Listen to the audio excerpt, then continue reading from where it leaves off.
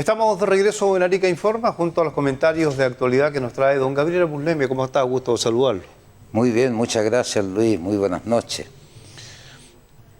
Bueno, comentario obligado, los 50 años. No son temas que realmente me motiven mucho, puesto que yo soy de los que piensa que ya ha pasado demasiado tiempo para que sigamos dividiéndonos, para que sigamos en esta rencilla de nunca acabar.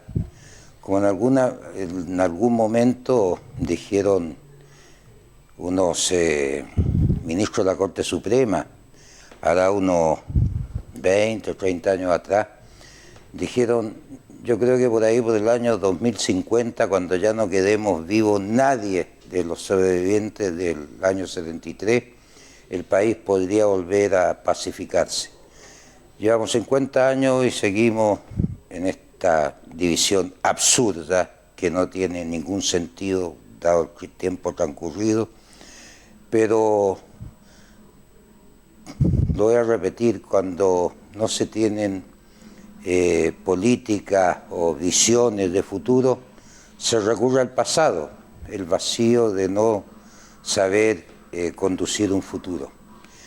La verdad, muy lamentable, los hechos de violencia ayer en Santiago no se justifican, pero un nuevo refrán: quien siembra vientos cosecha tempestades.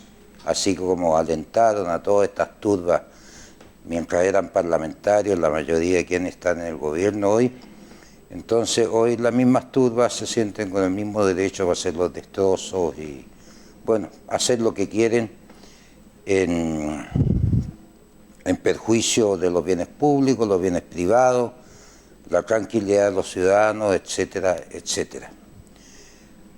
Bueno, estos días me ha tocado o elegido ver muchos programas que se han hecho en la televisión, y si usted se toma la molestia y va a YouTube, va a encontrar de todos los sectores, ¿no es cierto?, que cada uno tiene su visión, pero hay un tema más o menos en común.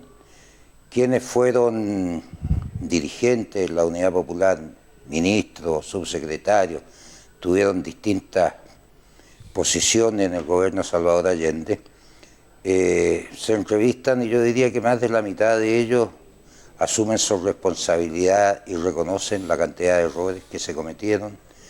La insistencia en tratar de transformar radicalmente al país, si íbamos para el norte, que quería que fuéramos para el sur, y con un tercio de los votos era muy difícil transformar y aplicar las medidas que ellos estimaban convenientes, básicamente en ser un país socialista, en ser la segunda Cuba de América Latina, en ser el hermano menor de la Unión Soviética. Todos esos temas fueron los que fraccionaron enormemente a la sociedad y terminamos donde todos sabemos. Fue evitable, inevitable el 11 de septiembre del 73, hay visiones en todo sentido.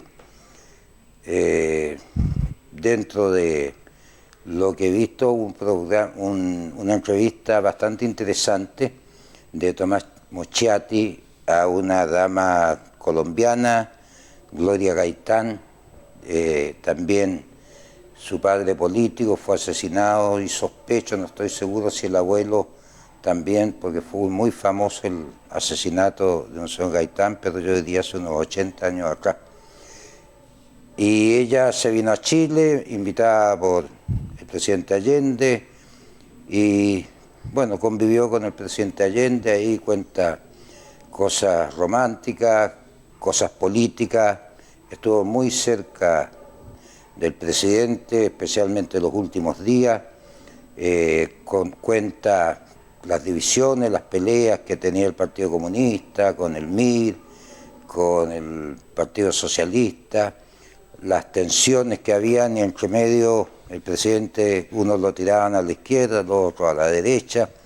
Bueno, y estaba absolutamente consciente Salvador Allende, según esta dama, de que él no iba a terminar sus días en la cama porque de ninguna manera iba a aceptar, ¿no es cierto?, ser derrocado o ser mandado al exilio, y decía: yo voy a morir antes de entregar el gobierno. Muy lamentable, pero los hechos se van dando y cuando no se toman medidas a tiempo suceden estas cosas.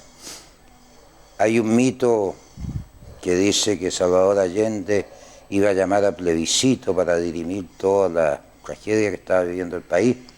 Sin embargo, esta dama dice que unos se oponían, otros aceptaban, y había una tremenda tensión entre ellos porque decían: ¿por qué vamos a llamar a plebiscito si nosotros nos eligieron por 6 años?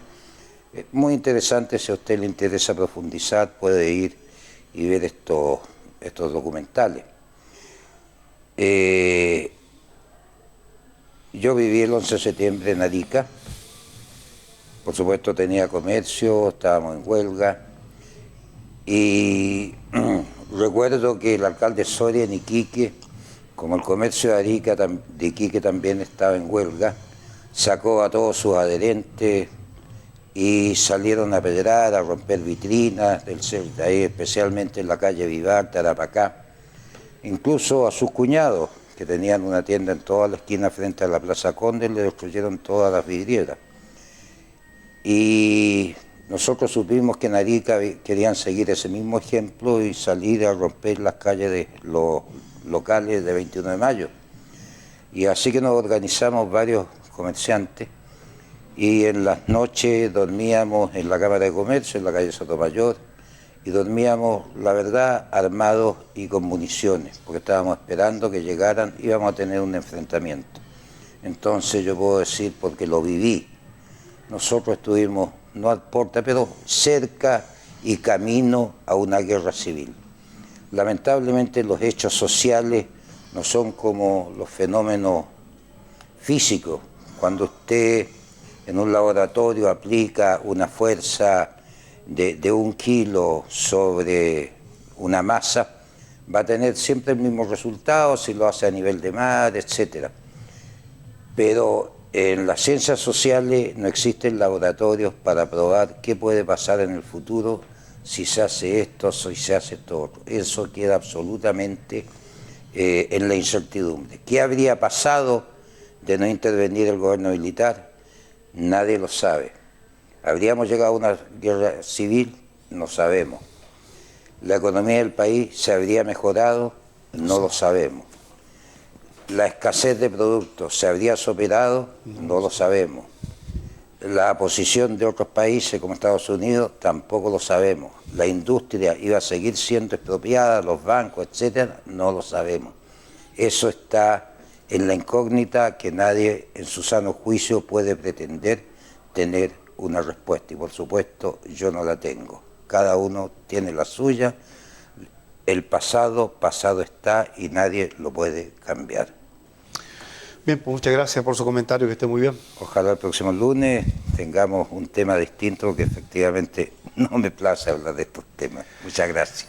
Vamos a una pausa y estamos de regreso después de conocer el comentario de actualidad de Gabriela Burleme aquí en nuestro informativo.